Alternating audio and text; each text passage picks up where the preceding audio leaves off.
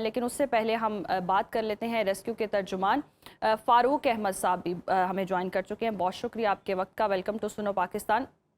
कहिएगा, जिस तरह से ये मामला हुआ, ये सानहा पेश आया, उस वक्त रेस्क्यू की टीमें बर वक्त पहुँच पाईं, बर वक्त इमदादी कार्रवाइयाँ हो सकीं, क्या सूरत हाल थी इब्तदाई तौर पर? जी, बहुत शुक्रिया अपने शो में इनवाइट करने के लिए। और दूसरा, गुफ्तगू करने से पहले मैं ये कहना ज़रूरी समझता हूँ कि वो तमाम पेरेंट्स जिन्होंने ये दुख झेला है और इतनी बड़ी परेशानी, और ये उनके घरों के लिए और हम सब के लिए ये क़यामत सुग़रा की बात है कि 14 बच्चों की जो है एक ही वक़्त में वफ़ात होना, और हमारी सारी हमदर्दियाँ, हमारी दुआएं। मैं ये कहूँगा कि ये बच्चे, इनको जाँबाज़ कहना भी मुनासिब नहीं है। ये सारे के सारे शहीद बच्चे हैं, और इस सारे अलमनाक वाक़े में जिन्होंने अपनी जानें दी हैं। अब हम बात करते हैं कि रेस्क्यू 1122 के command and control centre Lahore में ये तकरीबन 4:45 बजे के करीब एक कॉल रिसीव होती है कि एक इमारत है, कमरा है, उसकी छत गिर गई है। जब रेस्क्यू 1122 ने वहाँ पे रिस्पॉन्ड किया तो ये एक बहुत छोटा सा 3 मरले का, if I am not wrong, तो उसकी इतनी ही मेजरमेंट थी, और वो सिंगल स्टोरी घर था। और जिस कमरे के अंदर जब हम वहाँ पे गए तो वो 16 बाई 16 का एक कमरा था, जिसपे प्रोबेबली जो हमने जब वहाँ से मलबा हटाया तो गुमान ये है कि उसके नीचे कालीन या कोई इस तरह की चीज बिछा के सारे बच्चे एक ही कमरे में मौजूद थे। और 16 बाई 16 का एक कमरा हो और उसमें 20 बच्चे हों। और इसकी जो कैजुअलिटीज है, जब मैंने शुरू में मीडिया से बात शेयर की थी तो ये एक लेसन लर्न है कि जो इन बच्चों की उम्रें 6 से 7 साल से जब 11-12 साल के दरमियान है, तो इनका जो स्केलेटन होता है वो इतना स्ट्रांग नहीं होता। मतलब आप जरा तसव्वुर करें कि एक छोटा बच्चा है, उसके ऊपर अगर 2 केजी का भी वेट गिरता है तो उसकी स्केलेटन की क्या सूरत हाल होती है। यानी कि उसका जो हड्डियों का ढांचा है, उसका जो स्कल है, उसका जो रिब केज है, उसके जो वाइटल ऑर्गन्स हैं। और फिर तो फारूक इसकी साहब, इतनी छोटी जगह और इतनी बड़ी तादाद बच्चों की इस छोटी सी जगह में, यकीनन जब मलबा गिरा तो सफोकेशन से भी बहुत सारी जो है वो डेथ्स हुई होंगी। आप ये भी कंफर्म कर सकते हैं? आप ये बात बिल्कुल सही कह रहे हैं कि वो जो छत थी वो टीआरएन और उसके अलावा मिट्टी और कुछ टाइल्स भी हमें वहां से मिली हैं। तो आप इस बात को ना जानने के लिए ये कोई रॉकेट साइंस नहीं है। आप किसी भी 7-8 साल के बच्चे को ज़हन में लेके आए और लेके आए, खुदा ना करे, और उस बच्चे के ऊपर जब ये छत गिरी होगी, तो मैं आपको बताऊं कि ये जो ऑपरेशन था ये पहले घंटे में ही मुकम्मल हो गया था। ये कोई बहुत बड़ा अच्छा। इस तरह से नहीं था कि भी कोई 10 मरले पे मुहीत और यहाँ कोई स्ट्रक्चरल कोलैप्स था जिसके लिए बहुत लेटेस्ट इक्विपमेंट और कटिंग टूल्स और आयरन बार, नहीं, ऐसा कुछ नहीं था। आप देखें, जब छत गिरी है तो टीआरएन थे और मिट्टी का ढेर था। That's it. उन बच्चों को जो पहली चोटें आई हैं, जो उनके ऊपर टीआर और वो गार्डर गिरा है, और उसके बाद उसको वो जो मिट्टी के अंदर उनका सफोकेट हुए हैं, तो वो उनके लिए जानलेवा था। मैंने पहली ही इन्फॉर्मेशन ये दी थी कि जब हमने बच्चों को वहां से रेस्क्यू किया तो उसमें से मोस्टली बच्चे पल्सलेस थे। और हमारा ये एक्सपीरियंस है कि जो बच्चे इस उम्र में किसी ट्रॉमा से गुजरते हैं उनका सर्वाइवल रेट फारूक कम साहब, हो जाता ये भी है। हमें बताइएगा, बिल्कुल आप जो बात कर रहे हैं, निशानदेही कर रहे हैं, दुरुस्त है। हमें ज़रा काना के हवाले से बताइएगा कि मतलब अगर हम थाने के एतबार से देखें तो काना की हदूद जो है वो बहुत बड़ी है, कहा जाता है सबसे बड़ा लाहौर का थाना है। इसी तरह से आप अपने स्टेशन के हवाले से भी हमें बता दें कि टीम्स जो हैं उन्हें कब कॉल मौसूल हुई, रिस्पॉन्स टाइम कितना था, वहाँ पर पहुँचते हुए कितना वक्त लगा, गलियाँ कैसी थी कि वहाँ से ईजी एक्सेस थी वहाँ पर पहुँचने के लिए? देखिए, सबसे पहले मैं आपको बात बताता चलूं कि रेस्क्यू 1122 के पूरे लाहौर के अंदर 23 रेस्क्यू स्टेशन हैं जो मुख्तलिफ स्ट्रेटेजिक लोकेशन के ऊपर है। और हमारा ये एक सेट प्रिंसिपल है कि जिस एरिया से कॉल आनी है, सबसे पहले वो जो करीबी स्टेशन है उसने रिस्पॉन्स करना है। ठीक है। हमारी टीम वहाँ पे अपना मिनिमम जो टाइमलाइन है 7 मिनट पे हमने वहाँ पे रिस्पॉन्ड कर दिया था। ठीक है। अच्छा। लेकिन आप इस बात को सोचें कि मैं इस बात को कंफर्म करता हूँ कि जो पहली चोटें बच्चों को आई थी वो जानलेवा थी। ठीक है। मतलब उसमें ये मैं आपको 2 बातें जो बहुत जल्द हमने किया, जो एक एसओपी है। जो ही कॉल रिसीव हुई तो हमारे पास ये इन्फॉर्मेशन करेक्ट थी कि ये वाकया हो गया है। उसी वक्त ही मिनिस्टर जो इमरजेंसी सर्विसेज हैं, ख्वाजा सलमान रफीक, आपने कल उन्हें बड़ा एक्टिव देखा होगा। ये करीबी जो हॉस्पिटल्स थे वहाँ पे इमरजेंसी डिक्लेयर हो चुकी थी। लेकिन देखें, ट्रीटमेंट उस बंदे का होता है जिसके जिस्म में कोई जान रूह बाकी होती है। इन बच्चों को जब हमने वहां से निकाला, दे आर ऑल पल्सलेस। मैंने क्यास क्रिएट नहीं किया था मैंने। उसी वक्त ही जब आपके मुख्तलिफ जो चैनल्स हैं, मीडिया के हैं, जो रिपोर्टर्स हैं, जी। जो रेस्क्यू की बीट करते हैं, मैंने उन्हें क्लैरिटी में बताया था कि we shifted several kids pulseless and we were performing the CPR. CPR जब तक, दूसरी बात यह है कि हम किसी को डेथ उस वक्त तक डिक्लेयर नहीं करते हैं जब तक मेडिकल ऑफिसर उसकी लाइफ को डेथ या उसको डिक्लेयर नहीं कर देता। लेकिन हम क्लियर थे, हमें पता था कि जो साइंस हैं, जो वहाँ के विटनेसेस हैं। और दूसरी एक और जो सबसे बड़ी बात है इस सारे सिनेरियो में, आपने दूसरी बात की कि कितनी दूर था ये जो एरिया था। ये कम से कम मेन रोड से 1 किलोमीटर की दूर था, लेकिन हमारे जो राइडर्स होते हैं, जो उस इलाके के रेस्क्यू का जो बेस है, वो इसी तरह से बनाया जाता है कि वो डाउन टू स्ट्रीट, उनको ड्रेस में कोई कंफ्यूजन नहीं थी। हम बहुत मौके पे पहुंचे। लेकिन फारूक साहब, बिल्कुल आप दुरुस्त फरमा रहे हैं कि जिस तरह से आप कह रहे हैं कि मौके पर पहुंचे और डेथ जो थी वो पहले ही हो चुकी हुई थी और उसके अकॉर्डिंग फिर आपने रेस्क्यू का अमल जो है वो आगे बढ़ाया। तो कितनी कैजुअलिटीज़ हैं, ज़रा डिटेल में ये भी बता दें। और कोई ज़ख्मी है, और अगर कोई ज़ख्मी है तो तशवीशनाक हालत में है, किस तरह से फिर आगे प्रोसेस किया जा रहा है रेस्क्यू का अमल? देखिए, हमने जिन 19 लोगों को वहां से शिफ्ट किया, तो मैं ये कंफर्म कर सकता हूँ कि मुझे पैरामेडिक्स ने ये बताया था कि शुरू में ही 8 से 10 बच्चे दे आर कम्प्लीटली पल्सलेस। तो हम डेथ नहीं कहते, हम पल्सलेस कहते हैं, क्योंकि उसकी अगली स्टेज सीपीआर की होती है, उसके दिल की धड़कन को बहाल करना होता है। अनफॉर्चुनेटली जब हॉस्पिटल्स के अंदर ये बच्चे पहुंचे हैं तो 14 बच्चों की जो है वो डेथ हुई। इसमें 10 के करीब तो मैं कंफर्म कर सकता हूँ कि उनकी पहले ही हालत बहुत ज्यादा नाजुक थी और उनकी पल्स और सारी चीजें कंप्रोमाइज थी। इसके बाद उनकी चोटें इतनी वाइटल थी। इस वक्त 5 लोग जो हैं वो जख्मी हैं और जख्मियों की हालत जो है वो उनकी ट्रीटमेंट की जा रही है। ये डॉक्टर उनके मुतालिक ज्यादा बेहतर बात बता सकते हैं। लेकिन मैं वैसे, एक सेट प्रोटोकॉल है कि जो कोई भी इंजर्ड शख्स पहले 12 आवर्स निकाल लेता है तो हम उसके लिए एक सिंपल सा थंब रोल कहते हैं कि वो अब काफी बेहतर सूरत हाल में है। एक थंब रोल है किसी की भी लाइफ बचने का। तो अभी जो 5 लोग हॉस्पिटल के अंदर है, मैं उम्मीद करता हूँ कि वो खैरियत से जाएंगे। चलिए, हम भी दुआ करते हैं कि वो खैरियत से हों और जल्द सेहत याब भी हो जाए। बहुत शुक्रिया, आपने डिटेल में जी हमें तफसीलन इस साने के हवाले से भी बताया। अब चलते हैं नाज़रीन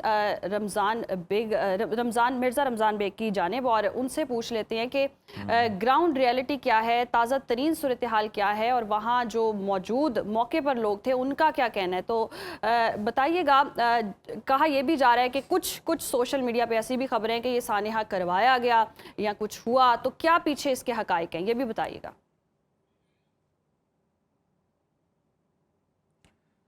चीफ रिपोर्टर मिर्ज़ा रमज़ान बेग से हम रब्ता करने की कोशिश करते हैं और यकीनन हम जानेंगे भी कि कल शाम जिस इलाके में क़यामत गुजरी वहाँ पर क्या मनाज़िर हैं। हमारे नुमाइंदे वहाँ पर मौजूद हैं और उनसे हम डिटेल भी आपके साथ शेयर करेंगे। लेकिन इंतहाई अफसोसनाक वाक़या है कि पूरे मुल्क को इसने सोगवार कर दिया और जहाँ जहाँ इस खबर को सुना गया है लोगों में बड़ा रंज पाया जाता है और ख़ासकर जो साहिब औलाद हैं वो तो इस तकलीफ़ और कर्ब का जो अंदाज़ा है वो बेहतर अंदाज में कर सकते हैं। चीफ रिपोर्टर मिर्ज़ा रमज़ान बेग हमारे साथ मौजूद हैं, उनसे जान लेते हैं। मिर्ज़ा रमज़ान, बताइएगा, आप उस जगह पर मौजूद हैं जहाँ कल के रोज़ क़यामत सुगरा गुजरी है। इस वक्त वहाँ पर क्या मनाज़िर है, क्या दुख की कैफियत है, कितने बच्चे हैं जिनकी नमाज जनाजा अदा कर दी गई है?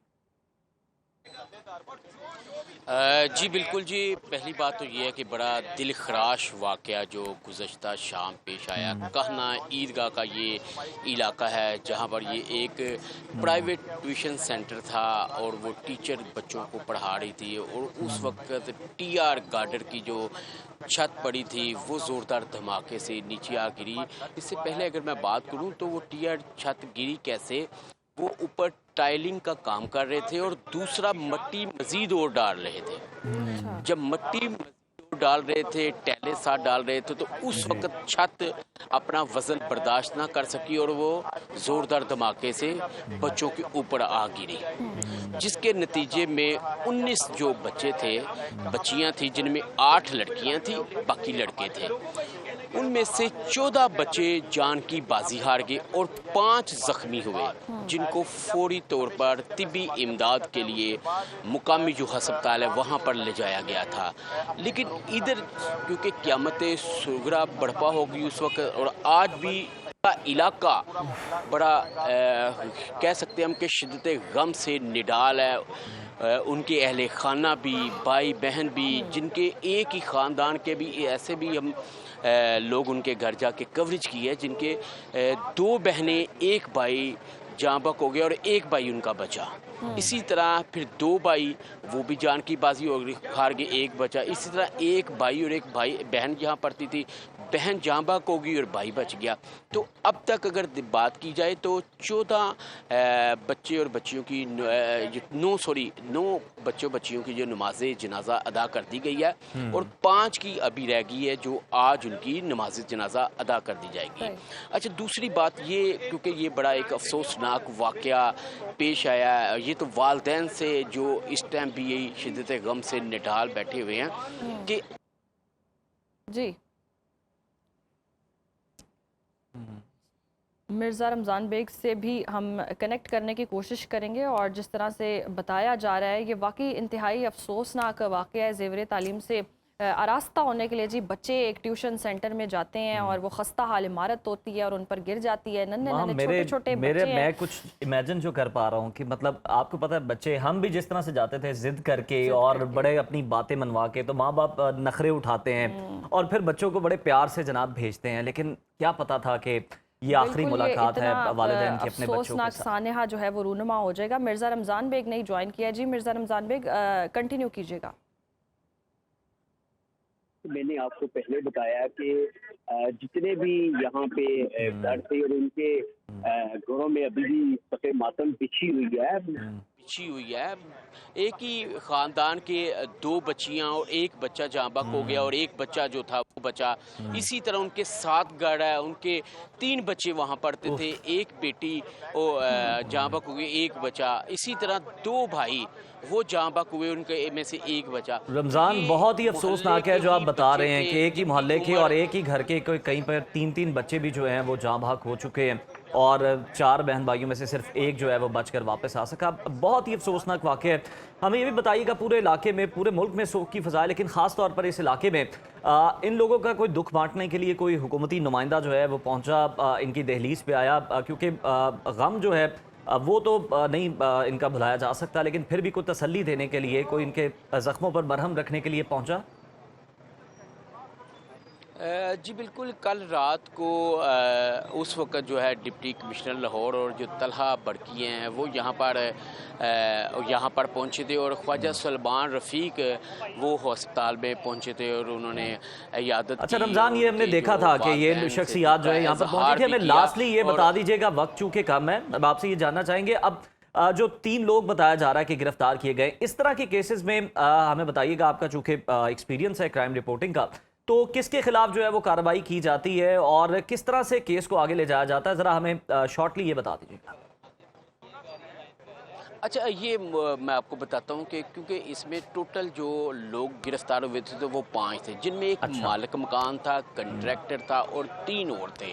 अब हुआ ये है कि चूंकि कंट्रैक्टर भी साथ था, मालिक को भी पता था खस्ता हाल छत है, तो हम जिम्मेदार दोनों को कहेंगे, क्योंकि जाहिर सी बात उनको इस चीज़ का इल्म था कि ये किसी भी वक्त ये छत गिर सकती थी और बच्चों को निकाल लेते, दूसरे कमरे में शिफ्ट कर लेते, क्योंकि ये आज ही इसके कमरे थे, तो दूसरे कमरे थे वो खाली पड़े हुए थे। उन बच्चों को जब आप TRR का काम करवा रहे हैं तो बच्चों को निकाल के दूसरी भिजवा देते, वहाँ पे आप अपना काम करते, लेकिन वो बच्चों नीचे बिल्कुल कहीं और मुंतकिल कर देना चाहिए था बच्चों को और तामीरात का काम करते रहना चाहिए था। ये बहुत ही वैलिड पॉइंट है। बहुत शुक्रिया मिर्ज़ा रमज़ान ने तफसीलन इस हवाले से अपडेट भी किया और वाकई ये बड़ी तशवीशनाक बात है और ये एक बड़ा वैलिड पॉइंट भी है कि अगर तामीरात जारी थी, अगर कंस्ट्रक्शन हो रही थी, तो इतनी क्या कयामत आ चुकी थी कि बच्चों को वहीं सिर्फ जो है ना दामन नहीं झाड़ा जा सकता, टाला नहीं जा सकता, ये सवेर नेग्लिजेंस है, क्योंकि हमें भी एक्सपीरियंस है। और एक सेट आप समझ लें कि SOP है, TOR है, मतलब मैंने भी ये खुद खड़े होकर लेंटर डलवाया, तो जिस दिन वो लेंटर डाल रहे होते हैं या कोई काम कर रहे होते हैं छत पे, तो सख्ती से ठेकेदार और जो मिस्त्री हैं वो कहते हैं कि घर में कोई ना हो, घर में किसी शख्स का यहाँ पे होना जो है ना वो बिल्कुल खतरे से खाली नहीं है। आप घर खाली करेंगे फिर हम काम करेंगे। तो यहाँ पर नन्हे मासूम फूल जो है वो नीचे मौजूद थे, लेकिन उसके बावजूद काम ऊपर जारी था। ये नेग्लिजेंस, ये कोई एक वाहिद इमारत नहीं होगी। इस तरह की शायद हम देखें इलाकों में बहुत सारी खस्ता हाल इमारतें होती हैं। आगे मानसून का सीजन है, बारिशों का सीजन है, और हम देखते हैं कि प्राइवेट इस तरह बहुत सारे लोगों ने अपने घरों में ट्यूशन सेंटर बनाए होते हैं, 3-3, 4-4 फ्लोर बनाकर, मतलब जबरदस्ती बस बच्चे जो हैं वो एडमिशन आपने कर लेना है और आपने उनको सहूलियात फराहम नहीं करनी है, उनको हिफाजती जितनी भी रजिस्टर्ड करना जो है ना वो बहुत जरूरी है। बिल्कुल इस वाकये को बुनियाद बना लें, इससे आप सीख लें कि खुदारा सिर्फ यही एक हादसे का मसला नहीं है। आप उसके अलावा भी ट्यूशन सेंटर्स में जाके देखें तो छोटे छोटे कमरों में जनाब ना वहाँ पर सर्दी से बचने का इंतजाम है, ना गर्मी से बचने का, ना बच्चों को ठंडा पानी मुयस्सर होता है, और वो उसी तरह तपती जमीन पर बैठ के जनाब तालीम हासिल कर रहे होते हैं। तो इनको भी रजिस्टर्ड करने की जरूरत है और इनको बाउंड करने की भी जरूरत है कि ठीक है आप पैसे कमा रहे हैं, कमाएं, लेकिन थोड़े से इन बच्चों की फैसिलिटेशन पर भी लगाएं ताकि ये सुकून से बैठकर यहाँ पर जेवर तालीम से आरास्ता हो सके। तो हमारी यही रिक्वेस्ट होगी कि इस वाक़े से कुछ सबक सीखा जाए और आने वाले दिनों में जो ट्यूशन सेंटर्स हैं आप इनको जरूर रजिस्टर्ड करें और इनका तरीकाकार भी आसान करें। अभी